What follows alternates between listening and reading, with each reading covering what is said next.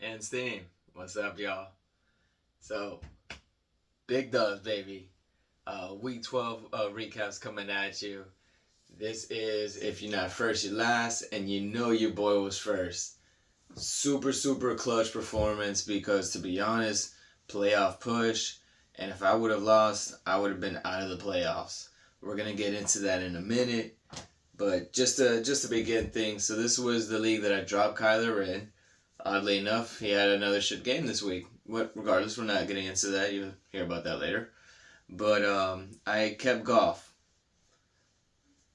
Goff might as well be as good as Kyler. Ruh. 7 points. He went 26 for 36 at 269 yards. No tutties. That hurt. They give me like 7.76 to be exact. Wasn't too thrilled about that. Oh, side note, completely forgot to tell you, your boy did take a dub, 111 to 102. Got a little sketchy at the end, but we played out. So Goff didn't have a good game. It's all good. Goff's gonna bounce back. I'm not worried about that. On the other side, Jaden Daniels, wrecked my shit. He went 25 of 38. He threw 2 touchdowns, and then he also threw 2 picks, but that really didn't even matter. Balled out. Didn't even look good either. It was an ugly win. Well, not ugly win for like the team because they lost, but it was an ugly good performance, if that makes sense.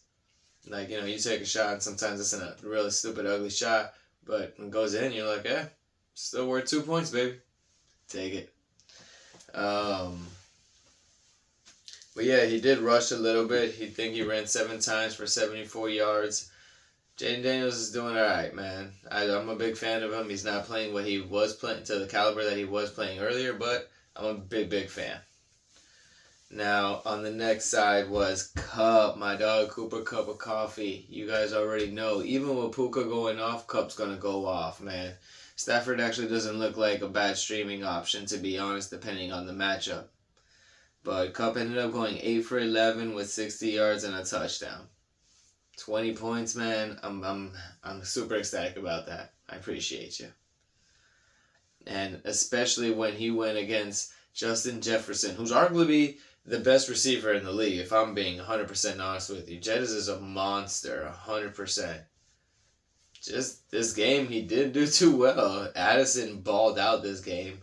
Addison had, I think, like 2 touchdowns and long catches. But, hey, Jefferson with 4 points. He only got 5 targets. He caught 2 of them, and then he went 27 yards.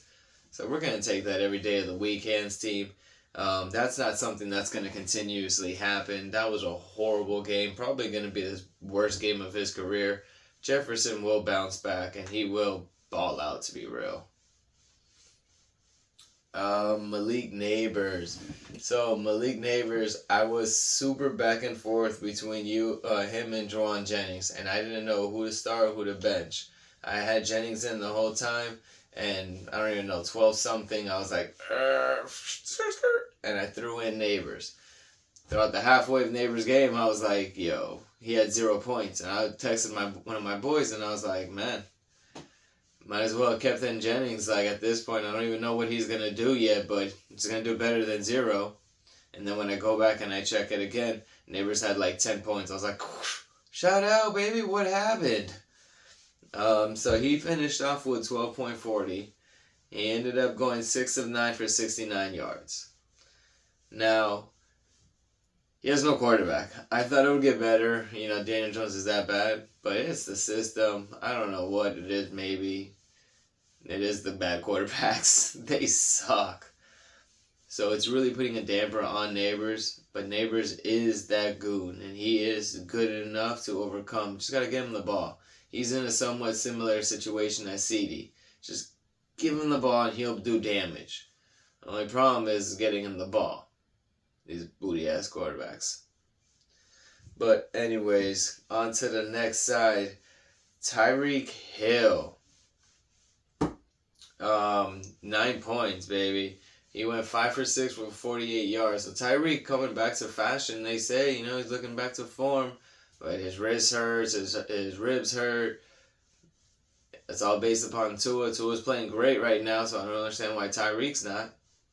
Hey, I don't know. Jalen Waddle is looking nice too, though. I'm not going to front about time.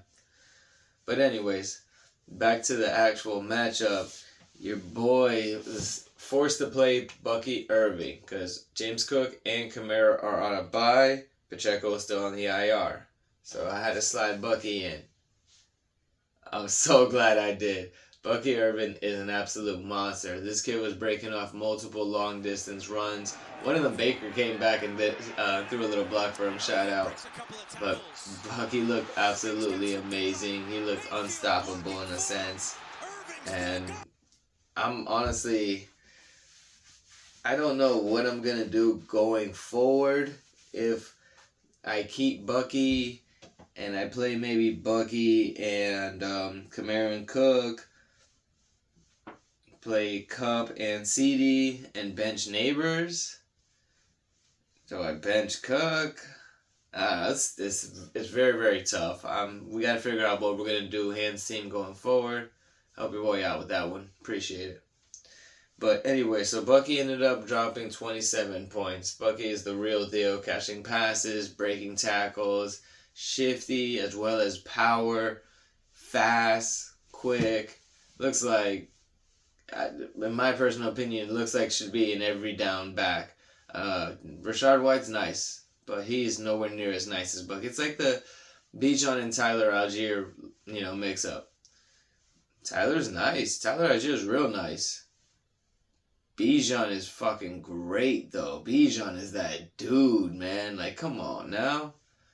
That's the same aspect. The level of difference in their play and skill, it's far superior in Bucky's favor. You gotta play Bucky. So he ended up going 12 for 87. He got 6 passes for 64 yards. Waiting on that touchdown. The man was vultured twice. Trey Sermon.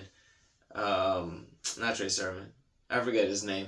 But he ended up stealing the first one. And then he fumbled the second one. And then they gave it to somebody else. That was unbelievable. I mean, I still won, but still, that would have been nice. Boost my points up a little bit. So on the other side of the ball was A-Chain, Devon A-Chain. Shout out to Miami Dolphins. Devon A-Chain is a monster, especially when Tua is healthy. These little dump passes and Tua being able to spread open his runway for A-Chain is wild. Big difference. He didn't have that good of a game, if I'm being honest. He took 10 carries for 32 yards. That's trash. That's pretty poopy. But he ended up catching, 3 touchdowns? He caught 2 touchdowns, I'm sorry. He caught 3 passes, 2 touchdowns, and he went 24 yards. So we'll take it, man. 20 points. I say we'll take it because I have him in one of my other leagues. Went against him. So, that sucks. But at the end of the day, actually, we'll take it because they're scoring against me. At least I got him in another league, so they're scoring for me. But Austin Eckler, 4 points. My dog got hurt again. I believe this is another concussion. It's not looking good for him. He was down for a long time. Hopefully he comes back healthy, man. Hopefully you're good. You're an absolute monster, in my personal opinion. But I didn't really much to say more about that. I mean, he almost got half of what he was going against, which was Tyrone Tracy. Trash! No, not trash, but trash. 9 points. He went 9 for 42. He caught all 4 of his passes for only 28 yards. But, man, you would think that... I was going to say do a little bit more, but it's the Giants. I don't even blame you. Will Disley with 8 points. Will Disley is nice. He caught all 4 of his passes, 47 yards. Didn't get the touchdown I was really hoping for, but 8 points, man, from your tight end. 8.70, I believe. Yep, 8.70 on the dot. From your tight end, that's awesome. We take it every single day of the week. He went against David Njoku. Njoku is a monster in his own right. At least he wasn't in this game. Mind you, this was the Snowball. Amazing game. Absolutely awesome. Jameis Winston is a goon. But, yeah. I don't even blame him for his 3.90, almost 4 points. Now, CeeDee Lamb, baby. I told you, I'll just give him the ball. He's coming back. I tried getting some low ball offers, beforehand when Dak went out, and I was like, nah, he'll be all right. Just gotta find his groove. There we go, baby. Again, like, I think it was 2 games ago, or last game, I don't remember. 18 points. I think last game was the bad one. But this one, he finished off with 16.80. He went 10 for 12, almost 100% monster. 67 yards. No tutty. It's okay. If he would have had a tutty, he would have broke 23 or 22. That would have been nice. No. Would have broke 21. But, he ended up going against Josh Downs. Josh Downs ended up finishing with 5 points, 5.70. I gotta look into Josh Downs, and hopefully he's all good, man. I have Josh Downs in another league of mine. He ended up going down with a shoulder injury. That's a big player for me in my other league, so hopefully he's all good and comes back healthy within the next couple of weeks. But on to the next spot, which is the kickers. Brandon Aubrey with 10 points. It is super up and down. He went 2 for 4. I don't even know what to say about him. Seabrook got 8 points. Your boy missed that game tire. Go to OT for Washington. Oh, man, that was serious. Like, low-key, I felt bad. I kind of wanted the game to go to overtime, but at the same time, I didn't. It's funny because I had McLaurin on one league. I had Eckler. Well, I think he was already out at that point. I had...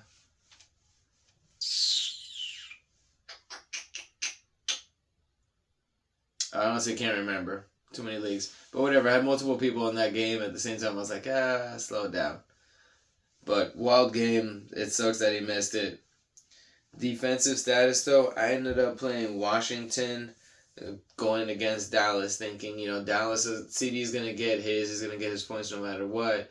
But Cooper Rush is going to throw like 3 picks. He's going to get sacked like 12 times. There's fumbles. Didn't happen. 4 points.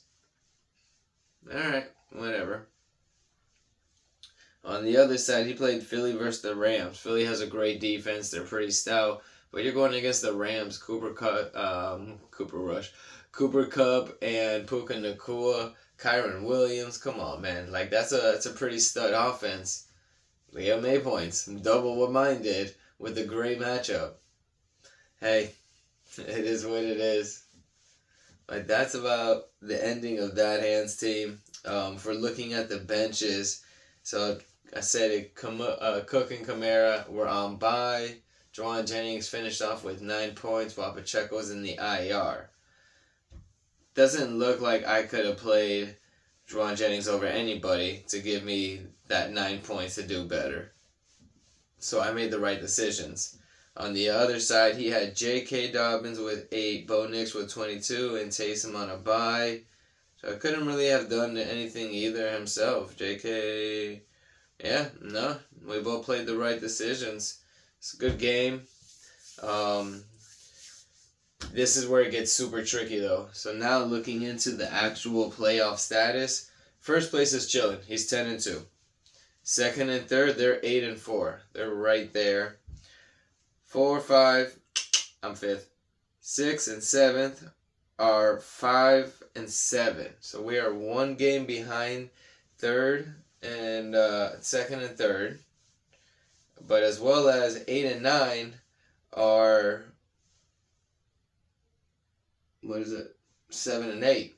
So they're right behind, or 6 and 8. I'm sorry. So they're right behind us.